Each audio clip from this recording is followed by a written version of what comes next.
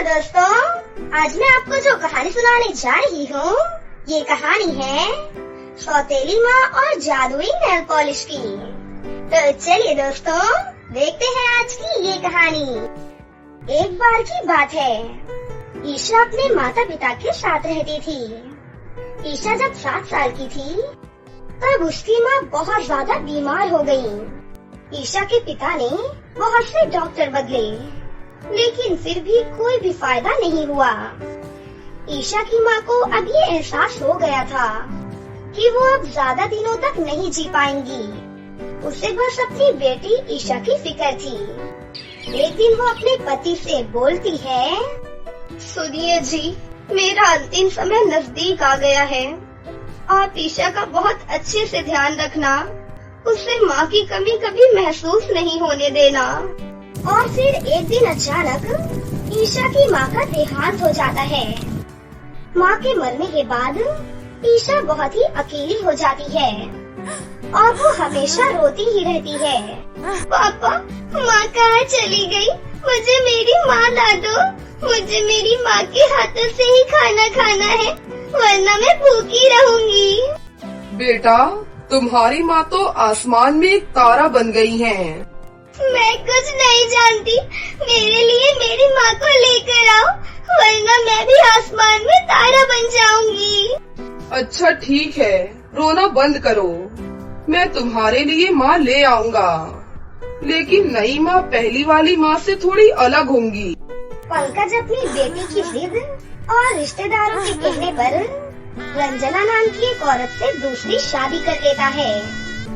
रंजना जब नई आती है, तब तो वो ईशा को बहुत प्यार करती है, लेकिन जब उसका खुद का बेटा राजू हो जाता है, तब वो ईशा पर बिल्कुल भी ध्यान नहीं देती है।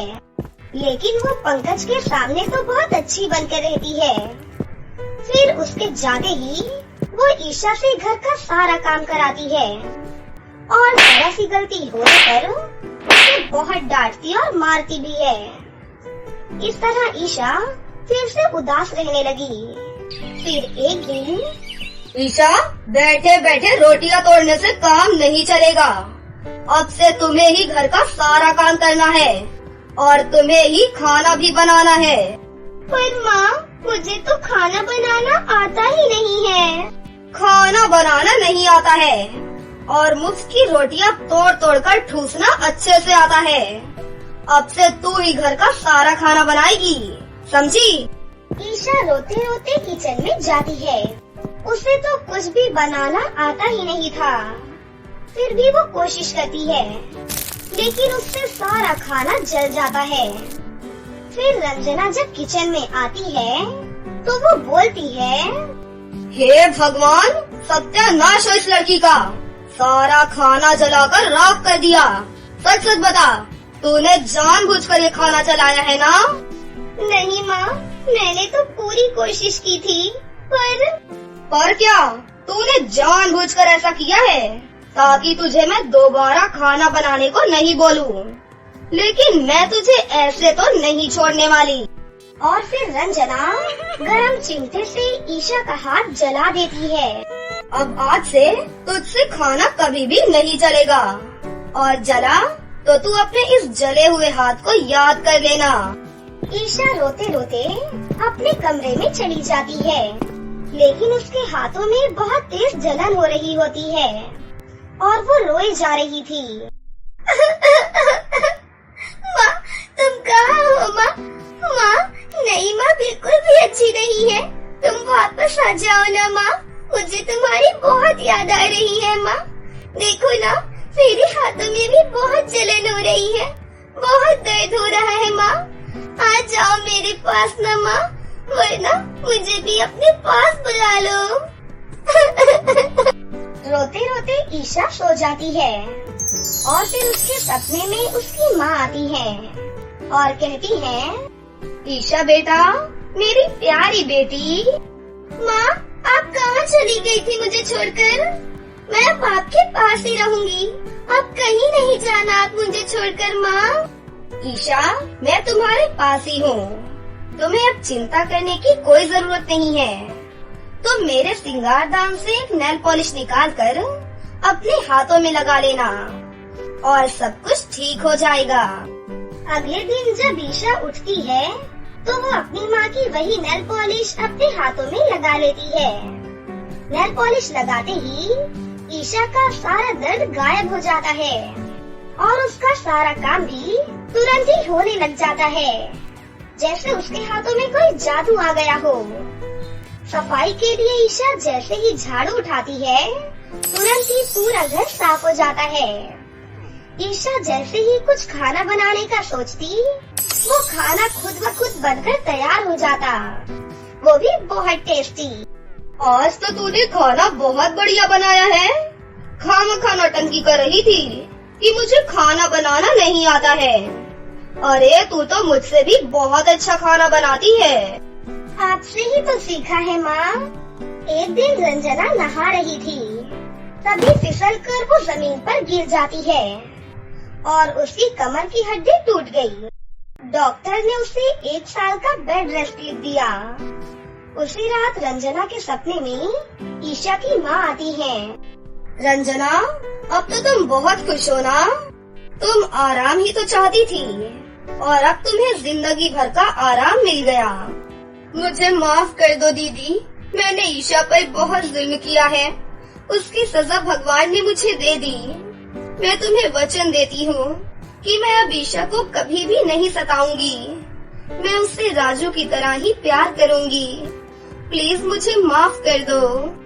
और फिर रंजना को अपनी गलती का एहसास हो जाता है और वो ईशा को गले से लगा लेती है और उससे कहती है, ईशा बेटी, मुझे माफ कर दो। मैंने तुम पर बहुत जुल्म किया है। नहीं माँ, जुल्म कैसा? माँ कभी अपने बच्चों के साथ गलत करती है भला? और आज जो कुछ भी हुआ है सब तो आपकी वजह से ही है। फिर ईशा अपनी माँ रंजना के भी हाथ में जादुई नेल पॉलिश लगा देती है। नेल पॉलिश लगाते ही रंजना बिल्कुल ठीक हो जाती है।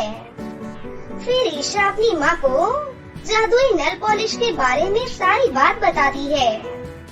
फिर सभी लोग हंसी खुशी से एक साथ रहने लगते हैं।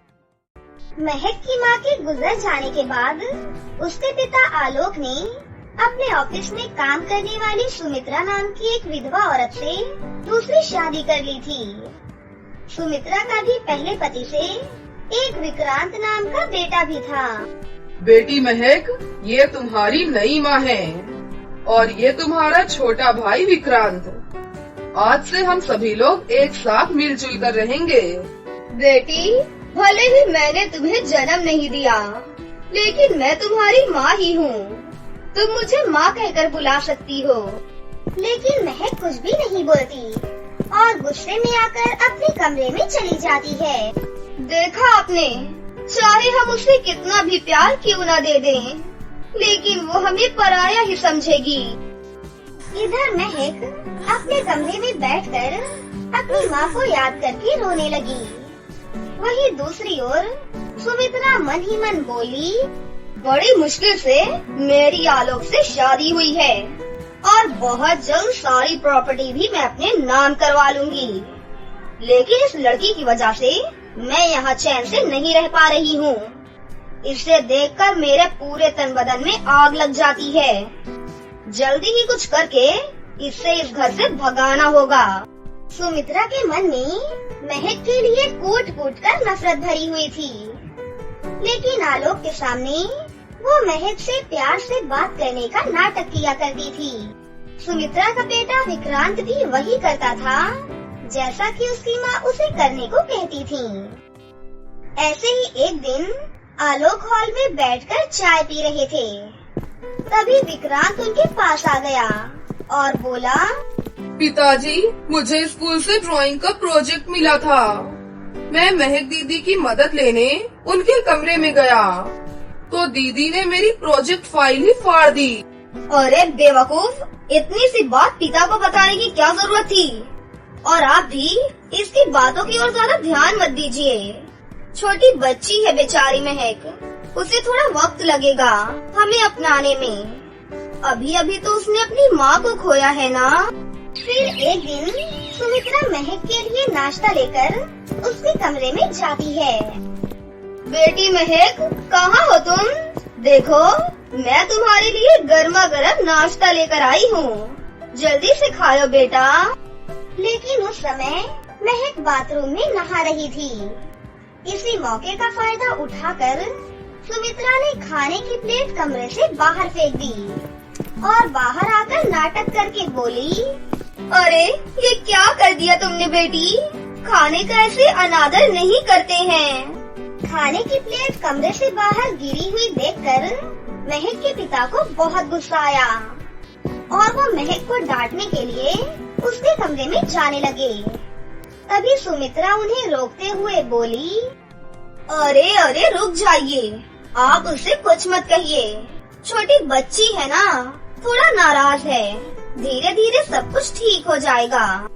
नहीं सुमित्रा, इसका बर्ताव बिल्कुल भी ठीक नहीं है। तुम उसका उसकी सगी माँ से भी ज्यादा ध्यान रखती हो। पता नहीं उसे और क्या चाहिए। आप चाहे जितना भी कह लें, पर मैं तो हूँ उसकी सौतेली माँ ना। मेरा भी मन करता है कि वो मुझे माँ कहकर बुलाए, लेकिन अरे तुम रो मत, मैं महक को हॉस्टल भेज दूंगा, तब उसकी अकल ठिकाने आएगी।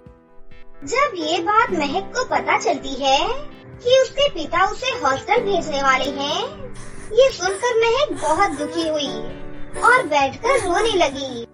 माँ, तुम मुझे छोड़कर क्यों चली गई? तुम मुझे भी अपने पास बुला लो ना माँ, मैं अब और यहाँ नहीं रहना चाहती हूँ। ये कहते हुए महक रोते रोते सो गई और फिर उसके सपने में उसकी माँ आई और उससे बोली, बेटी महक, तुम बिल्कुल मत रोना, तुम्हें रोता देख मुझे बहुत तकलीफ होती है बेटी, तुम हमेशा खुश रहना, मैं हूँ ना तुम्हारे पास, मैं हमेशा तुम्हारे साथ रहूंगी। मैं तुम्हें एक जादुई नेकलेस दे रही हूँ, इसे तुम हमेशा अपने पास रखना।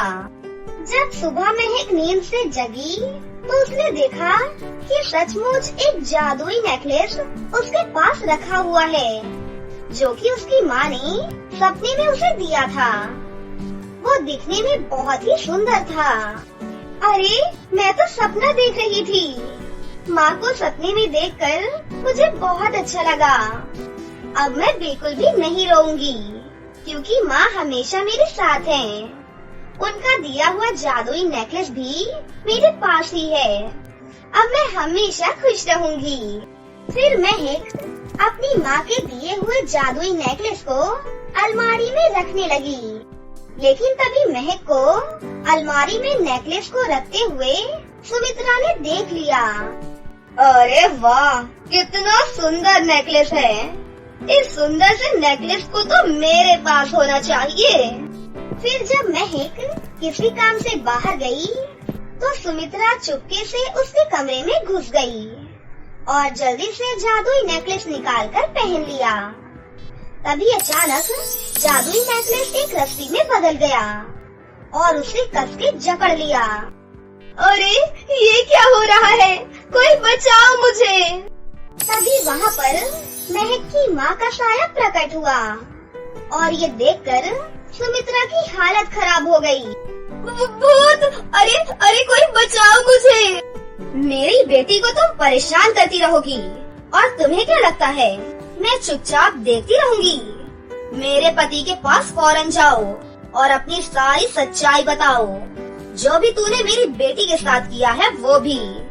अगर नहीं बताया तो तुम्हारे साथ बहुत बुरा होगा, जो तुम कभी भी सोच भी नहीं सकती। नहीं नहीं, मुझे माफ करना, मैं अभी जाकर उन्हें सारी सच्चाई बताती हूँ। पहले मुझे आजाद तो कर दो। फिर अचानक से रस्सी वापस जादुई नेकलेस में बदल गई और अपने आप अलमारी में जा पहुँची। ये सब देखकर सुमित्रा बहुत डर गई और तुरंत जाकर आलोक को सारी सच्चाई बता दी, जिसे सुनकर आलोक बहुत ही गुस्सा हो जाता है और बोलता है, तुम कैसी औरत हो? सौतेली माँ आखिर सौतेली माँ ही होती है, ये तुमने साबित कर दिया। मैं तुम्हारी बातों में आकर अपनी बेटी को अपने से दूर करने का सोच लिया था। तुम जैसी औरत को तो धक्के मार कर घर से बाहर निकाल देना चाहिए। नहीं नहीं, मुझे माफ कर दो, वरना मैं और मेरा बेटा कहाँ जाएगा। आपके सिवा हमारा इस दुनिया में और कौन है। मुझे सबक मिल चुका है, मुझे माफ कर दीजिए। ये कहते हुए सुमित्रा ने आलोक के पैर पकड़ लिए और माफी मांगने लगी। तभी वहाँ महक आ पहुँची और बोली, पिताजी इन्हें माफ कर दीजिए, ये कहीं नहीं जाएंगी, ये यहीं पर हमारे साथ रहेंगी। जो हुआ उसे भूल जाइए पिताजी। महक की बात सुनकर सुमित्रा को अपने किए पर पछतावा हुआ। फिर महक से भी सुमित्रा ने माफी मांगी। उस दिन के बाद से सुमित्रा के व्यवहार में बहुत ही बड़ा बदलाव आया और वो महक को भी अपनी बेटी की तरह प्यार करने लगी और इस तरह सभी लोग हंसी खुशी से रहने लगे। तो दोस्तों, कैसी लगी आपको हमारी ये कहानी? अगर आपको हमारी कहानी अच्छी लगी हो तो इसे जरूर लाइक करें, साथ ही हमारे चैनल को सब्सक्राइब भी कर लें और बेल आइकन को दबाना ना भूलें। मिलते हैं अगली वीडियो में। धन्यवाद।